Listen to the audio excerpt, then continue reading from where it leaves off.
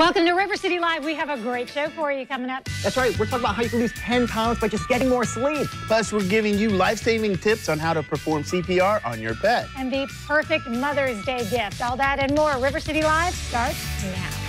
Now, celebrating all things cool in Jacksonville, a local show with a spotlight on the 904 with hosts Eden Kendall and Mark Payton, featuring amazing stories from every neighborhood with Rance Adams.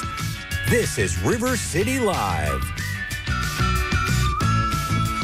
Welcome to River City Live. Happy Monday. It's great seeing you guys again. It's been a while. Is it really? No, I mean, we were hanging out earlier before the show. We just make it seem like we haven't seen each other for... Just go with it. Okay, all right. Just go with Like it. we're kept apart. Yeah, exactly, yeah. We have different rooms. Yes. We're Don't like look the Stones. Everybody has their own tour bus. Everybody has their own dressing room. Don't I see don't want each to talk other. to you guys till we walk on set. Good morning. Good morning. So I heard you had I heard because we haven't talked to each other directly, I heard from you that you had a interesting bounce house weekend. Yeah, well, okay, because I know you had a crazy weekend as far as what you did. And I want to talk about that with your marathon, triathlete, whatever, Spartan race, whatever thing. You always do a lot over the weekends. But I'm really sore, and part of the reason is one of my sons had a birthday party this weekend, and we got an inflatable bounce house. My wife thought it'd be a great idea not to pay for the service that unpacks it and packs it up again because you get an extra day, so we wanted to inflate it and the kids could play with our house and then go to the park later. This thing weighs about 400 pounds, so imagine trying to move an elephant with no bones that's dead. Like, that's basically what it's like. And when they give it to you, it's all like nice and sealed and small. And as soon as you lay it out, you will never get it that size again. So we had a little tryout on Saturday, and I am so sore. I think I broke some of my fingers trying to move it. And then when they were done playing with that, I had to pack it all up for Sunday as well. And Sunday, what was it, a cool 98 degrees outside? So it wasn't about saving the fee, it was about getting the extra day? It was, yeah. So her heart was in the right place. So Your we're back having is marriage not. counseling right now over the fights that we had over this. I'm like, how much was it for them to do this? And it was like $40 or something so cheap. I'm like, So what I love about Jamie is that she and I have the same thing where we'll both volunteer our husbands for stuff without like, oh no, he'll totally set it up by himself. Oh no, that's no problem at all. So wait, listen, this is true. I wish I had the text message. This morning she dropped it off, and she's like, the guy took it out of her car with no problem. He was really strong. He was really strong. I would like to say that the weight has gained throughout the morning as we started. First it was like 200, then it's 300, now it's 400. I'm pretty sure it's a megaton.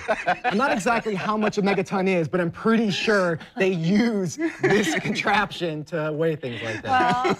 Well, Yeah. we'll help you out if you need any assistance today because we know your little hands are sore. It's a bounce house. House is in the term of what it is. You know? But it's also inflatable. It's an inflatable toy. How much does air weigh? Air is heavy. But over the weekend, it's always good to get caught up on sleep. And there's another benefit besides being well rested when it comes to sleep. Okay, so sleeping could help you to lose weight. In fact, the trainer for Blake Lively and Ryan Reynolds, and we know then that Well, I'm listening now. Right, exactly, because this particular trainer, Don Saladino, is obviously doing something correctly as far as those two are concerned. And he can move those blow-up houses with no problem. Yeah. With a pinky, with a pinky. But he says that if you're not getting enough sleep, it doesn't really matter what else you're doing because you're going to plateau, is basically what he's saying. So while you are asleep, things are happening in your body with your hormones, and obviously you're getting the good rest, but then also the next day, if you haven't slept well, your energy level isn't where it needs to be for you to continue to burn the calories. So there's something to be said for getting a good night's sleep, and he will even say that at least 7 hours of sleep could result in 10 pounds lost. If you're not sleeping right now and you started to sleep correctly. It makes sense. It makes sense to me because I'm eating less because I'm sleeping more, you know? But see, for me, as the one who likes to eat, I've always just been like, oh, it's my diet, but now I'm not sleeping, and that's my excuse. Woo, one more to add to the list. I'm good. Now, like, what's your sleeping habits? Because you are extremely active outside of work. I mean, obviously in work too. But I'm saying outside. You're extremely active outside of work. When you get to work, though, wow, slacker. So I try to get 8 hours of sleep, which means I have to go to sleep at 8 o'clock at night. And I stopped setting my alarm for snooze because I was 3:15, 3:30. Now I get up at 4. So that's 8 hours. So that doesn't happen all the time, but that's what I attempt. So it's not 8 7 or 8 split. It's consistent, straight 7 or 8. I guess if you had to split it, you could. Right? I always think would it's lose better though. something. You get that deeper sleep, Yeah. REM, and that's when your body recovers. So, and I understand that. And I think your stress hormones are really high when you don't get a lot of sleep. You start making bad decisions as far as what you eat. So, I mean, this makes a lot of sense. It's hard to do. It's hard to get 7 to 8 hours every day. There's so much good stuff on TV. Oh my gosh, the binging, which you don't get to do because your family guilts you, but I will for you. Yeah. Well, No, there's a lot on. No, there is, and it makes it hard to do. And I don't know about you guys, but like when I do come home and I don't have to wake up the next day, that's when I watch the most amount of TV because I don't have to wake up the next day. Right. So it's not good. Now, this is kind of funny. So if you're not getting enough sleep, there's a class in London, and it's an exercise class, at least it's at an exercise studio, where all you do is you get there and you take a 45-minute nap. Yes, it's a real thing, and if it works out, they're going to really enroll them all across the country. So that's it, and the whole thing is they're targeting a demographic of really parents that aren't getting enough sleep. Napper size, they're calling it. Napper size. It's a Pretty real genius. thing. Pretty genius. Like, did you put on workout clothes? You know, like, hey, I'm gonna go to the gym. I'll see you in about Come an hour. in your PJs. Our producer was saying, I don't know if I could go to sleep in a gym. So I think we should clarify, like gym, exercise studio. It's probably like a yoga studio. Probably, Yeah. So it's not gonna be Have all you seen it at all? grimy. They have the nice mattresses Yeah. and they have really nice fluffy sheets, and they probably have the temperature exactly right. And they dim the lights, and you just get in there and you just snap. And think about that though, you could go home and take a nap, but who's got the time? If it were franchised to where there was one like Starbucks on every corner, Right. and you could just walk in there on your lunch hour and get 45 minutes in. It's just that if I make the effort to go to a gym, I just feel obligated to work like I'm there. Do you know what I mean? I don't feel like relaxing. But now that you know what the survey, the science behind the sleep is, Yeah. It's like I'm No, getting it so. makes sense. I do think it's kind of funny. You pack a little bag, like, oh, you're going to the gym after work? Like, yes, I am. I've got my onesie. Pajamas, yeah. Superman pajamas. And In college, I took a rest and meditation class, so I could totally. of course you did. And I And then mean, you had food studies right afterwards. It was a Also tough there- Monday You for were there us. on a sports scholarship. Exactly. So was the Culinary rest of the Jock you. was the rest of the team in that class? no, it was just me and one other guy. But you know, we were very focused, and I felt our weight was very much under control. So you know, I didn't understand it then, but now I get it. Because I took a class.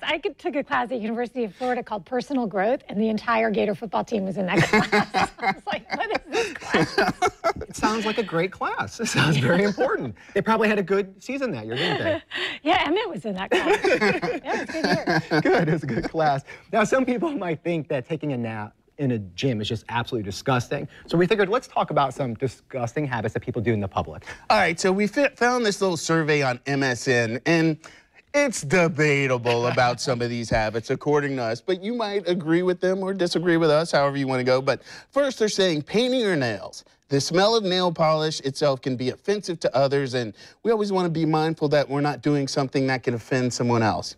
All right. What, painting your nails in front of other people? I guess. I mean, like maybe if you're at a restaurant or something, that might be something. I mean, Who's painting their nails at the restaurant? I've seen a lot of crazy Yeah, things I see. at Starbucks. Yeah, But I'm just saying, like, okay, if you're in a house and somebody, I actually kind of gravitated to nail polish smells growing up. I was like, oh, what's going on in here? But offensive? Gross? Wait, let's go back to, let's circle that around. Why? My mom, she would just be painting her nails, and I don't know, I just random fumes. I'd be like, oh. So, you know, random. Explains a lot. It could. Now I understand your college choices of classes. Hey, I had a solid 2 point. Trying on clothes outside of the dressing room. Gross?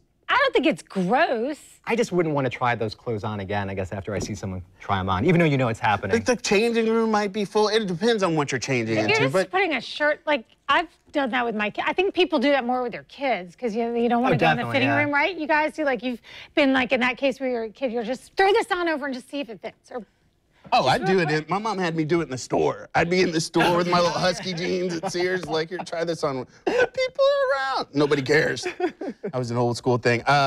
This one, picking a wedgie or readjusting your bra strap. oh yeah. You know. The bra strap thing though, I don't think it's Yeah, so that's bad. fine. I do Yeah, that it on doesn't- I camera. don't think that's Right. gross, but I mean. Well, I guess, but like little kids do that all the time. So what's the cutoff? Like when is it not acceptable? When is it? Yeah, I don't know. Yeah. I don't Well, I think when they're doing it, you're supposed to tell them not to do it. I mean, no matter what the age, it's appropriate to tell them that that's not a good idea. That's not cute. putting your purse on the table, and they're saying because a lot of times your purse is picking up germs because it's been on the floor, or maybe you've had it at the gym when you're napricizing. But I see a lot of people do that, so it's common. Don't you see that a lot? Totally. Yeah. And I don't really think gross. Brushing your hair anywhere besides a bathroom. Gross. That is? Yes. Oh, see, I would know, so you know. Gross. Clipping your nails. Gross. Yeah, it's kind of Do it gross. in the In bathroom. public. Especially Over too, like you ever trash clipper can. one and it like flies across the room, Trash can. and the person doesn't know what's going on. They kind of look around, and then you just kind of like hide. Like, what? It's like laser. Pew, pew. Picking your nose. Gross. I agree. Yeah, obviously that's a bad Gross. one, yeah. Reapplying makeup. Now, gross? Depends where, right? Yeah, that Where doesn't are you bother putting me as much. makeup that I need to worry about? I don't know. That just seems strange to me. I don't think that one's so bad. I mean, so the list, it's arbitrary. Everybody's going to have their opinion. We only thought a couple of those were really gross out of the 7. Putting your purse on a table, I never think about that. If Yeah, I'm walking there's logic behind. I get at a it. restaurant, I don't think I would, Yeah. but I just think that I wouldn't see someone else doing it and think it was gross necessarily. Well, I feel like too, a lot of people don't want to put their purse on the ground because it's so sticky and dirty anyway. Right. So maybe that's a cleaner purse. That's why they don't want to get it dirty. Perhaps. So yeah, I'm totally fine with that. That doesn't bother me. So from purses, let's switch it up and talk about something manly. Guys. You with me? Men. So this is a study that came out, and this is probably breaking news in my eyes, probably yours too. And it turns out that if men go out occasionally with the guys and have a little drinking bonding, it's better for their health. And this is from Oxford. Oxford did this study. They're smart over there. Yeah, they are. They are smart. They are smart because they're spending great time on things like this. And this is why the men that go out and have these drinks with their guys, they have less stress. They're less likely to have depression. And then this is interesting too. They have higher levels of generosity. I don't know why that study came up, but I'll admit when I drink, I'm definitely more generous.